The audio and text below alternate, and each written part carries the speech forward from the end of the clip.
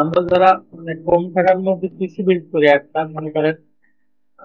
একটা hard disk কিনে 500 জিবির হার্ড ডিস্ক, কিন্তু এখন কিন্তু আর আপনারা যদি দেখবেন যে হার্ড ডিস্ক কিন্তু পুরাতন, এই যে 500 জিবি যে হার্ড ডিস্ক দিলে এগুলো কিন্তু আপনার নতুন তৈরি থাকে, মানে 2013 সালের পরে আপনার কোনো নতুন 500 জিবি হার্ড ডিস্ক তৈরি হয় না। আমরা যখন এক সময় হার্ড ডিস্ক ব্যবহার করেছি 2013 সাল, 14 সাল, 15 সালে যখন পিসি গুলো বিল্ড করেছি, তখন কিন্তু এই একটা হার্ড ডিস্ক, কিন্তু আমার যে হার্ড ডিস্ক ছিল 2013 সালে পিসি বিল্ড করছিলাম যে হার্ড ডিস্কটা দিয়ে,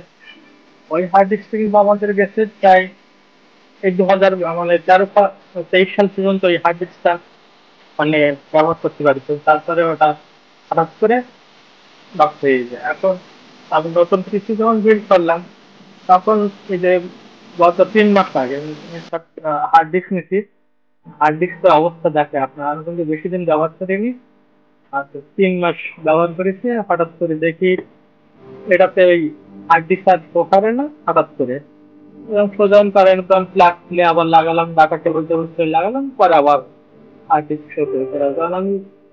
হার্ড ডিস্কটা চেক দিচ্ছি। এখন আপনাদের দেখা যায় এটাই, আমার হার্ড ডিস্কে প্রবলেম ধরা পড়েছে দুটো। এখন এটা আমার ডাটা অন্য জায়গায় সরাসরি মাত্র আমার আমার 3 মাসের মধ্যে যদি একটা 500 জিবি হার্ড ডিস্কের এই অবস্থা হয়, আর দোকানদাররা কখনো বলবে না যে এটা আপনাদের রিকন্ডিশন হার্ড ডিস্ক, এটা আপনার নতুন তৈরি হয়নি। তো যারা ওই 500 জিবি হার্ড ডিস্ক কিনে এখন মনে করেন টাকা নষ্ট করবে, তা করতে পারেন, কিন্তু আমার মনে হয় না আর এই 500 জিবি হার্ড ডিস্ক আমাদের আর কারো কেনা উচিত। আর একটু কষ্ট হলেও 1 টিবি আবার 1 টিবিরও এখন নতুন যে 1 টিবি গুলো পাওয়া যাচ্ছে কম দামে, মানে ওই 1000 2000